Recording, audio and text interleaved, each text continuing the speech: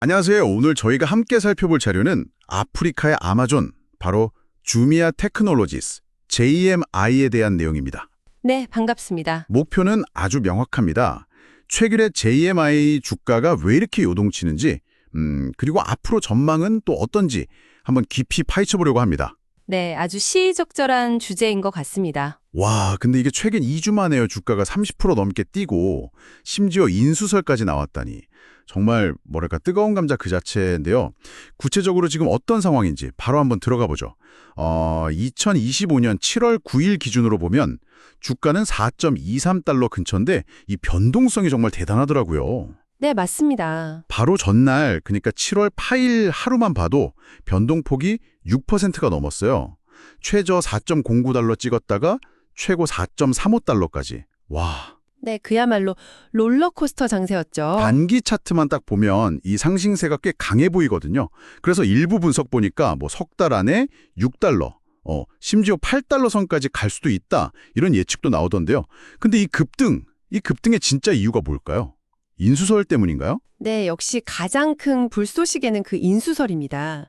모리셔스 기반의 통신사인데요. 엑시언텔콤이라고 이 회사가 6억 달러 정도 자금을 마련해서 JMI 인수를 검토하고 있다. 이런 소식이 딱 터졌죠. 아하. 근데 여기서 더 흥미로운 점은 이 엑시언이 이미 JMI 지분을 한 8% 정도 가지고 있다는 거예요. 아, 이미요?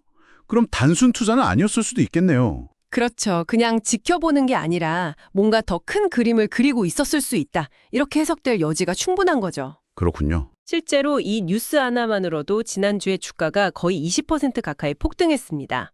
만약에 이게 정말로 인수가 성사된다면 아프리카 최대 이커머스 플랫폼인 JMIA 입장에서는 아프리카 전역으로 사업을 확장하는 데 있어서 뭐랄까 엄청난 추진력을 얻게 되는 거죠. 그렇죠. 자금이나 네트워크 지원 같은 거요. 네, 맞습니다. 그런 부분에서 큰 도움이 될 수 있습니다. 와, 이 인수설 하나가 정말 강력한 모멘텀이 되고 있군요. 진짜. 그런데 말이죠. 이런 뜨거운 소식과는 좀 별개로 회사의 실제 성적표, 그러니까 재무 상황을 보면 좀 고개를 갸웃하게 되는 부분도 있더라고요. 네, 어떤 부분이죠? 2025년 1분기 실적을 보니까 매출이 작년 같은 기간보다 26%나 줄었어요. 3,630만 달러. 아, 꽤 많이 줄었네요. 네. 그리고 총 상품 거래액 GNB라고 하죠. 이것도 11% 감소해서 1억 6,170만 달러고요. 매출과 GMV가 동시에 줄었다. 근데 또 이상한 건요. 주문 건수는 오히려 21%나 늘었다는 거예요. 이게 최근 2년 새 가장 높은 성장률이라고 하더라고요. 아, 주문은 늘었다고요? 네. 매출은 줄었는데 주문은 늘었다. 이게 좀 특이한 상황 아닌가요? 네, 그게 참 언뜻 보면 상반된 신호죠. 그렇죠. 영업 손실도 1,870만 달러로 더 커졌고요. 물론 뭐 회사는 비용 효율화에 집중해서 2027년에는 흑자 전환하겠다. 이게 목표라고 하고 현재 현금은 한 1억 1천만 달러 정도 가지고 있다고 합니다만 이 상반된 신호들, 이걸 대체 어떻게 해석해야 할까요? 네, 바로 그 지점 때문에 지금 주미아를 둘러싼 전망이 아주 극명하게 엇갈리고 있는 겁니다. 증권자들 목표 주가만 봐도 그래요. 어떤 곳은 현재 주가보다 85% 이상 오를 수 있다.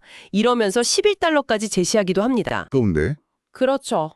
아프리카 이커머스 시장에 그 엄청난 성장 잠재력에 베팅하는 거죠.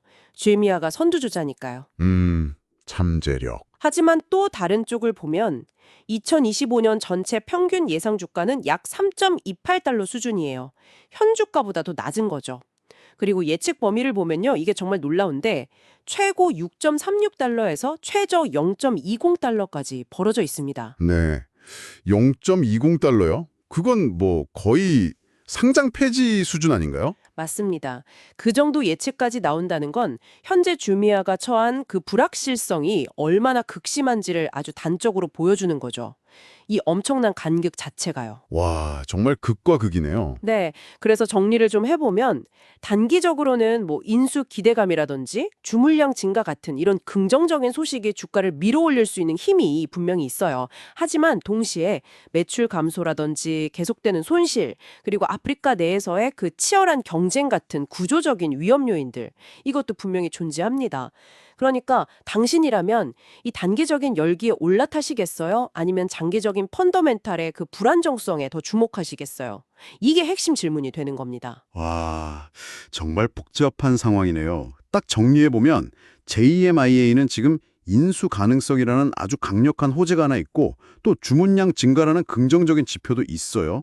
근데 동시에 줄어드는 매출과 적자 지속, 그리고 방금 말씀하신 것처럼 극과 극을 달리는 주가 전망, 이런 불안 요소들을 다 같이 안고 있는 거군요. 정확합니다.